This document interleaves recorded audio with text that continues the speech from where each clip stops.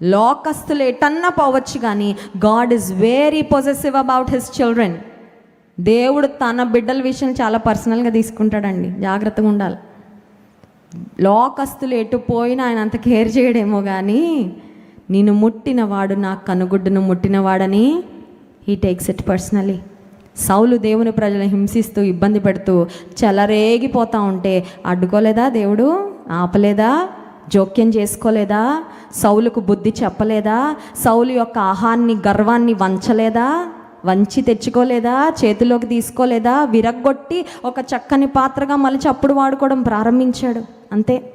ఆయన చేతిలో ఒదిగిపోతేనే ఉంది విలువ, ఆయన చేతిలో ఒదకపోతే విరగొట్టేస్తాడండి. అంతే.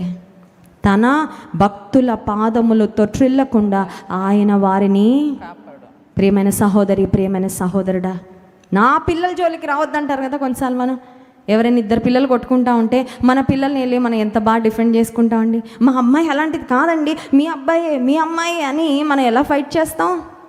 The lord is possessive about his children. నువ్వు ఆయన రక్తం చేత కొనబడినా, ఆయన ప్రియమైన బిడ్డవైతే నీ విషయంలో ఆయన శ్రద్ధ కృంగిపోవద్దు. అన్న విషయంలో తీసుకోలేదా దేవుడు శ్రద్ధ? ఆమె శత్రువుల మీద అతిశయించేటట్లుగా ఆమెను దేవుడు హెచ్చించలేదా? ఆమె శత్రువులను చూసి ఆమె నవ్వే స్థితికి ఆమెను దేవుడు ఎగ్జాల్ట్ చేయలేదా? గనపరచలేదా? గనపరిచాడు.